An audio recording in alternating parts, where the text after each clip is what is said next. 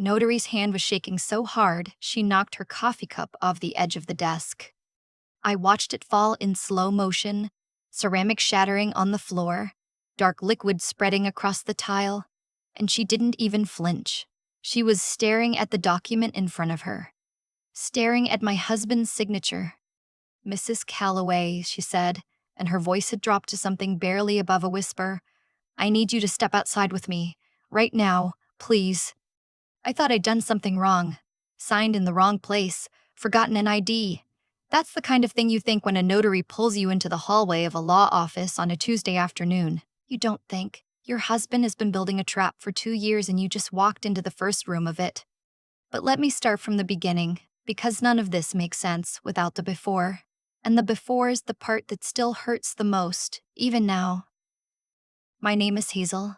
I'm 31 years old. I grew up in Knoxville, Tennessee, the only daughter of a man who built a regional insurance company from a single rented office on Magnolia Avenue into something that employed 200 people by the time he retired. My father was not a flashy man. He drove a Ford F-150 for 19 years.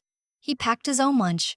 He believed that money was a tool, not an identity, and he raised me to believe the same thing.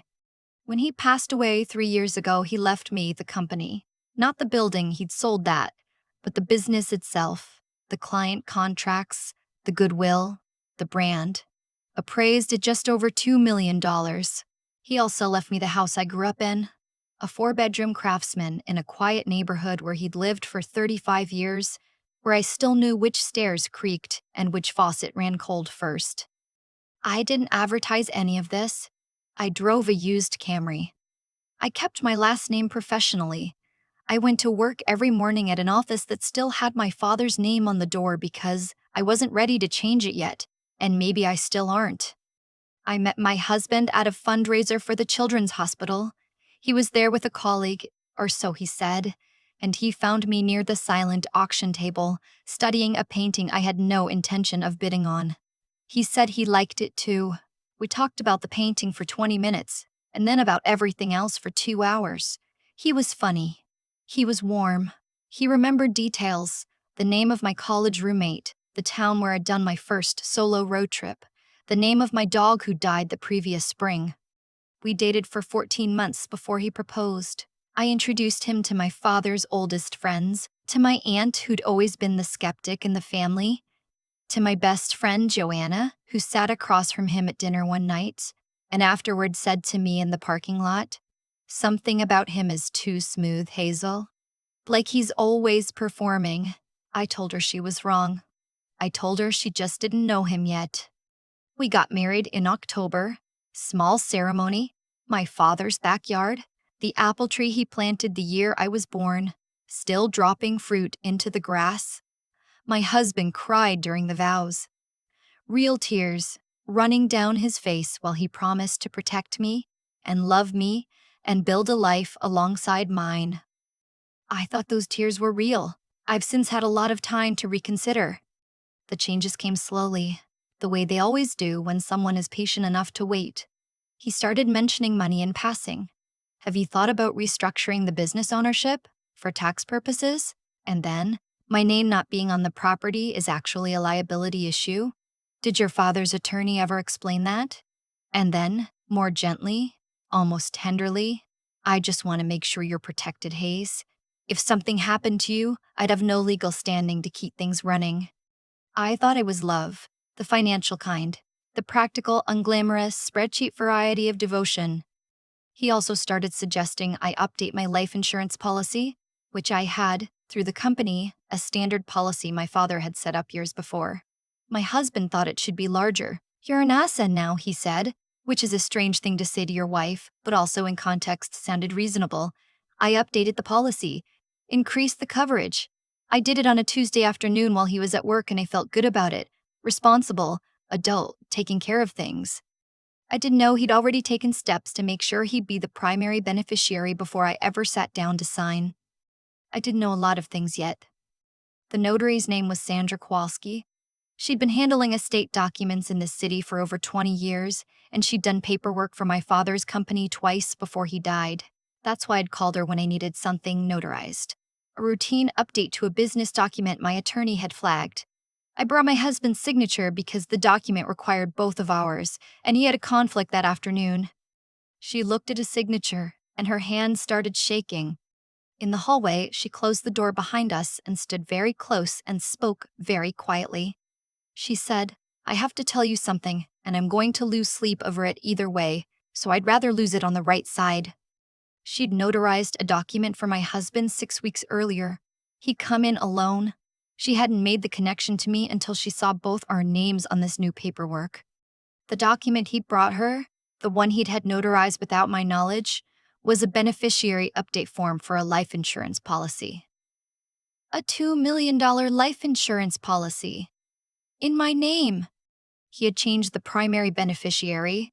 It was no longer me. Naming myself as the recipient in the event of my own accidental death made no sense and wasn't the structure. The point was, the policy payout in the event of my death had been quietly redirected to a trust she'd never seen before, a trust she couldn't find any public record of when she looked, afterward because she'd looked. "I don't know what's in that trust," she said, "but I know what's not in it. Your name." I stood in that hallway for a long time. There was a fake plant in the corner, one of those silk ficus things that collects dust and fools nobody. I stared at it while everything rearranged itself inside my chest. I thanked her. I kept my face completely still. I said I'd look into it and let her know. Then I drove to a parking garage 3 blocks away, sat in my car, and didn't move for 45 minutes. I want to be honest about what those 45 minutes felt like, because this is the part people skip over in stories like this. The part before the anger, before the plan, before everything becomes a thriller with a satisfying ending. There's a stretch in the middle that's just grief, pure and quiet and bewildering. Because what I was grieving wasn't just my husband. I was grieving the version of my life I'd believed I was living. I was grieving the tears he'd cried at the wedding. I was grieving every morning he'd made me coffee and every night he'd reached for my hand in the dark, wondering now if any of it had been real or if I had just been, from the very beginning, a transaction with a name. Then something colder moved in behind the grief, something that felt a lot like clarity. I didn't go home. I drove to my attorney's office instead. My attorney is a man named Gerald Park, 62 years old, who handled my father's estate and has known me since I was 12. He is the least dramatic person I have ever met. He speaks in complete paragraphs. He once spent 4 minutes explaining why a comma mattered. I have never been more grateful for his complete absence of theatrics than I was that afternoon, sitting across from his desk, watching him read what Sandra had told me and listening to him say, "All right, let's find out what we're dealing with." What we were dealing with was worse than I'd thought, and I'd already thought it was pretty bad. Gerald had a forensic accountant he trusted, a woman who'd worked insurance fraud cases for the state. She came in the next morning. 48 hours later, she called me into a conference room with a stack of papers and a look I can only describe as professionally appalled. The life insurance policy Sandra had flagged was the first thread. Pulling it unraveled everything else. The trust that had been made beneficiary was controlled by a single signatory, my husband. It had been established 8 months into our marriage at a small private bank in Nashville. The stated purpose was vague enough to be essentially meaningless, financial management and asset protection, but the structure was designed for one thing: to receive a large one-time payout and then dissolve, cleanly, quietly, before anyone looked too closely. There was more. Gerald's accountant had cross-referenced the business documents my husband had asked me to sign over the past year and a half. 3 of them had contained language I hadn't noticed, buried in the back sections, surrounded by standard legal boilerplate, that had quietly shifted certain consulting rights related to my father's company, rights that, in the event of my incapacitation or death, would give my husband the legal standing to negotiate a sale of the business on behalf of the estate. He'd been building a paper architecture, patient, methodical, invisible to anyone who wasn't looking for it. The insurance policy, the business rights, the trust sitting there like an open hand, waiting. He needed one more thing to complete it, and he'd already scheduled it. Gerald found a life insurance medical examination on my calendar, one my husband had arranged, telling me it was a routine underwriting update required by the new policy limit. It was scheduled for the following Thursday. Gerald looked at me over his reading glasses and said, "I want you to hear me clearly. Don't go to that appointment." I heard him clearly. I kept my face completely blank when I went home that evening. My husband was making dinner, something with pasta, and he smiled when I walked in and asked how the notarization had gone.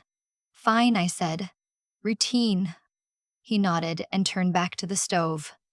I watched the back of his head and thought about my father, who had worked for 30 years to build something and had trusted me to carry it forward. I thought about the apple tree in the backyard of the house I'd grown up in, the one that was still dropping fruit this time of year. I thought about the look on Joanna's face in that parking lot when she'd said something about him as too smooth, and I had told her she was wrong. He set a plate in front of me and sat down and talked about a podcast he'd been listening to, and I said, And really, and that's interesting in all the right places. I ate every bite of that pasta. I did not taste a single one. That night, lying in the dark while he slept beside me, I made a decision. He thought he'd been careful. He thought the architecture he built was invisible. He thought that I was the kind of woman who would sign where she was told and trust where she was told and never look too closely at the machinery humming underneath the surface of her own life. He'd made one mistake. He'd underestimated what I'd learned from watching my father build something from nothing. My father used to say, "You don't catch a leak by yelling at the pipe. You follow the water." I was going to follow the water. The private investigator Gerald recommended was a woman named Terry Saunders, former insurance fraud investigator. 12 years before going independent, she had short gray hair and reading glasses on a beaded chain, and the kind of energy that makes you feel like she's already thought of everything you're about to say. I liked her immediately. I told her everything. She listened without interrupting, which I appreciated, and when I finished, she said, "Your husband sounds like a man who's done this before, or thought about it long enough that it amounts to the same thing. Give me 10 days. She had things in 8. My husband had a girlfriend, had had her for approximately 11 months, which placed the beginning of that relationship 6 months into our marriage.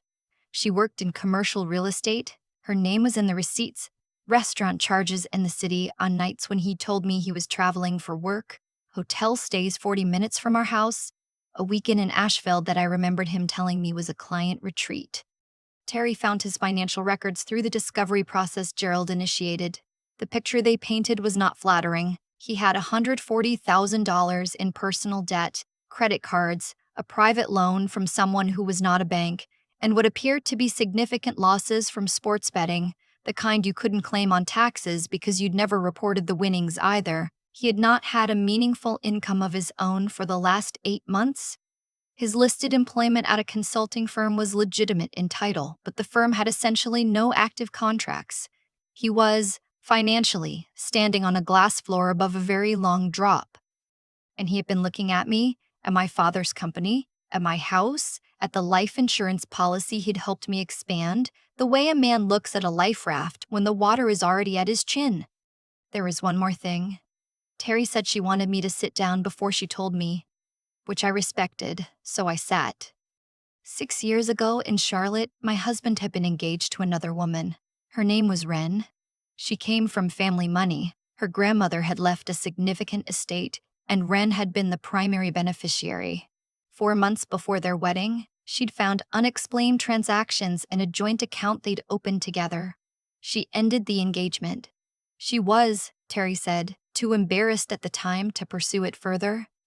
Terry had tracked her down.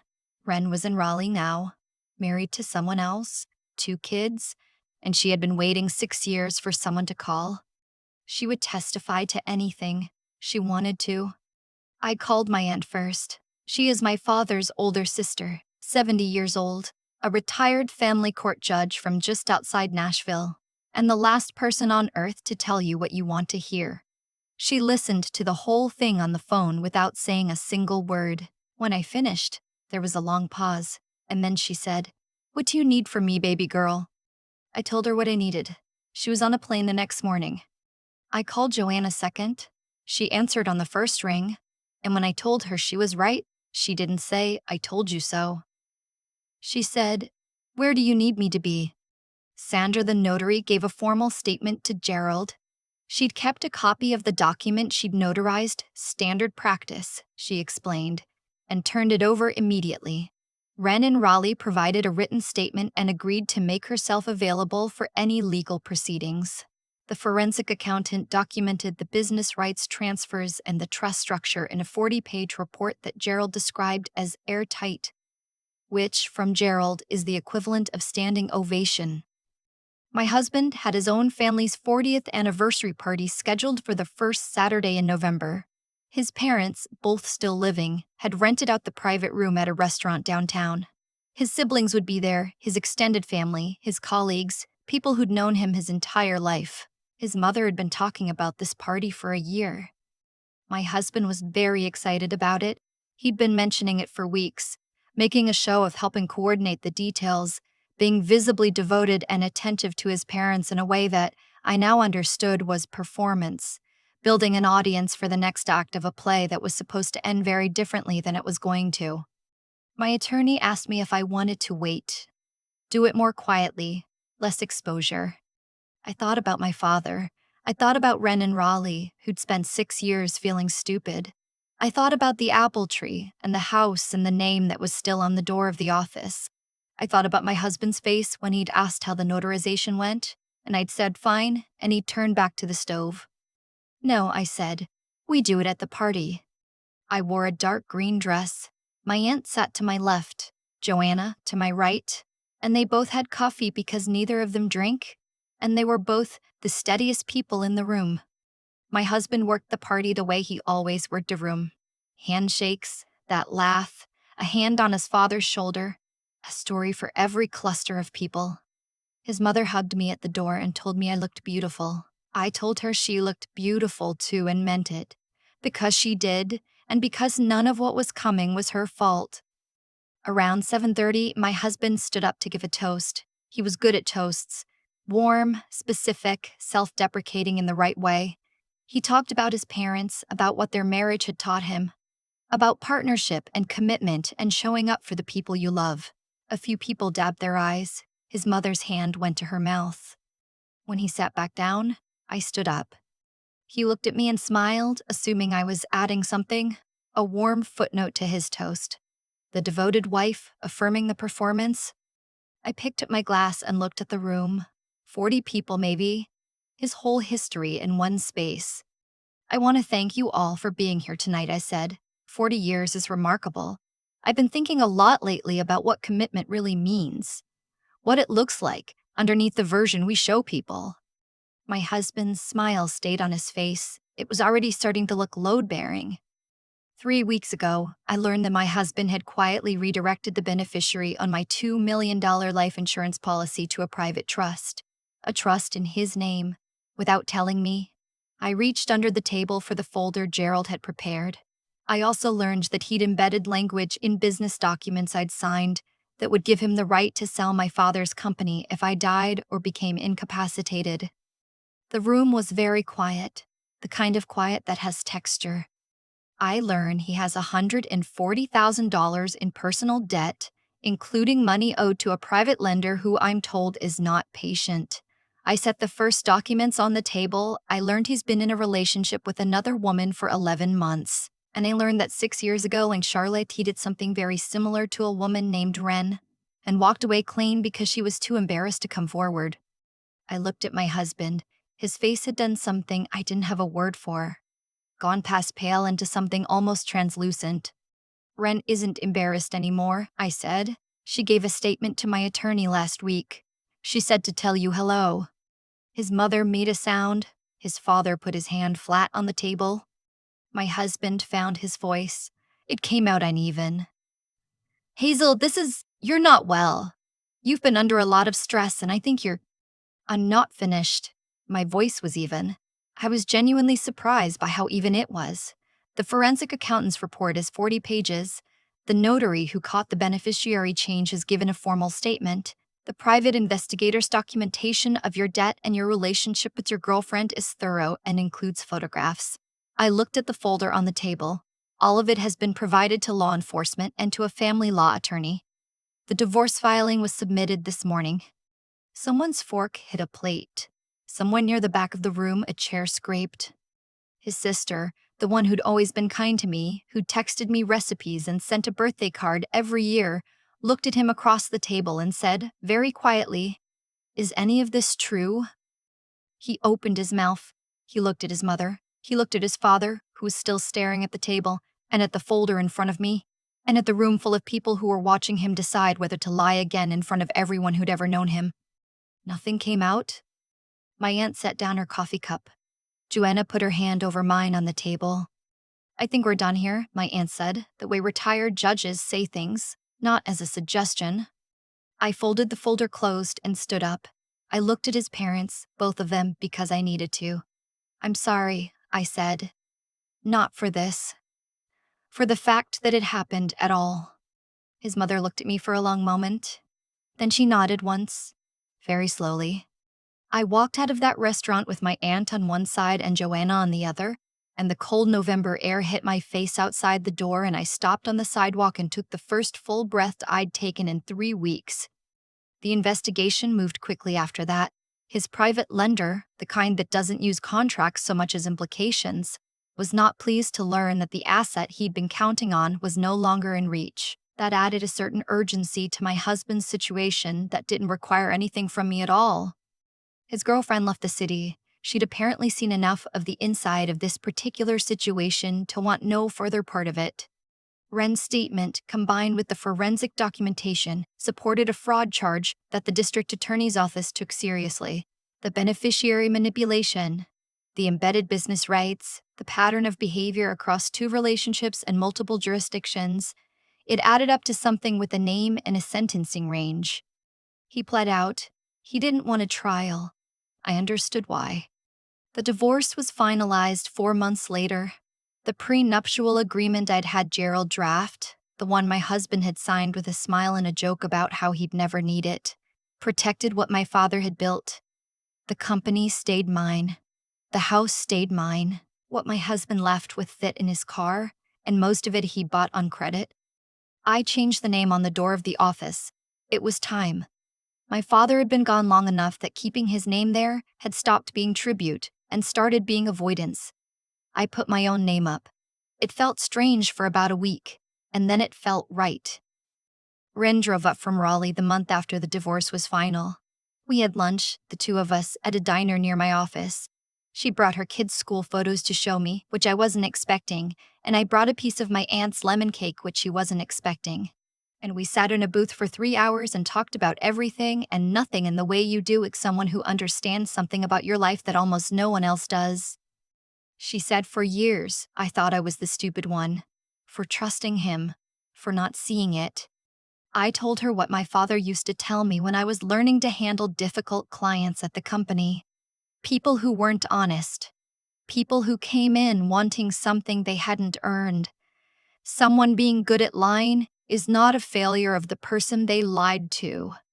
She took a picture of her coffee cup and sent it to someone on her phone, and I didn't ask who, and she smiled at whatever came back. I still have lunch with my aunt every Sunday. I call Joanna every few days. I am relearning what it feels like to live in a house without a current running underneath everything, without the low-grade awareness that something isn't right, but you can't locate where. The apple tree dropped its last fruit in October.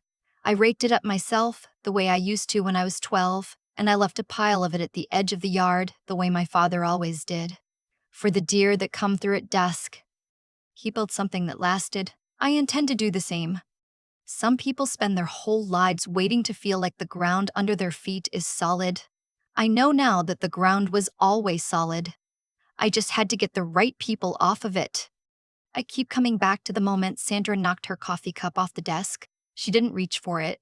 She didn't apologize or grab napkins or do any of the normal things a person does when they spill something. She just let it shatter and kept her eyes on that document, because in that moment, the coffee didn't matter anymore. Something larger had broken open, and she knew it, and she chose to tell me anyway. That choice cost her something. She said as much that she'd lose sleep either way, so she'd rather lose it on the right side. I've thought about that a lot since. About what it means to choose the harder, more honest thing, when the easier path is just to say nothing and go home. Sandra didn't know me well. She owed me nothing beyond the notarization I'd booked. But she had a sense of what was right that was stronger than her sense of what was convenient. And that made all the difference in my life. I think about the woman my husband thought he'd married, someone who would sign where she was told, someone whose grief would make her compliant, whose trust would make her blind. He wasn't entirely wrong about what he saw in me. I had trusted him, more than I'd trusted my own instincts, more than I'd trusted Joanna when she said something was off. He mistook my willingness to believe the best in people for an inability to see the worst. Those are not the same thing, and I wish I'd understood that distinction sooner, because it would have saved me some time. What got me through wasn't luck. It was the work my father had done raising me to think clearly under pressure, to follow the evidence rather than the emotion, to understand that caring about something doesn't mean you stop being rigorous about it. Gerald's steadiness, Terry's precision, the forensic accountant's 40 pages, Bren driving up from Raleigh with her kids' school photos and a willingness to finally tell the truth out loud. None of that happened automatically. It happened because people with strong enough spines chose to show up and do the right thing, even when the right thing was inconvenient and uncomfortable and involved shattering something that couldn't be put back together. I used to think that being a good person meant being patient, giving benefit of the doubt, not making accusations without proof. I still believe those things, but I've learned that goodness without discernment is just vulnerability with a better reputation. The same instinct that makes you trust people can be turned against you by someone who knows how to use it. That's not your fault. But once you see it, you have a responsibility to yourself and to the next Wren, whoever she is, to not look away.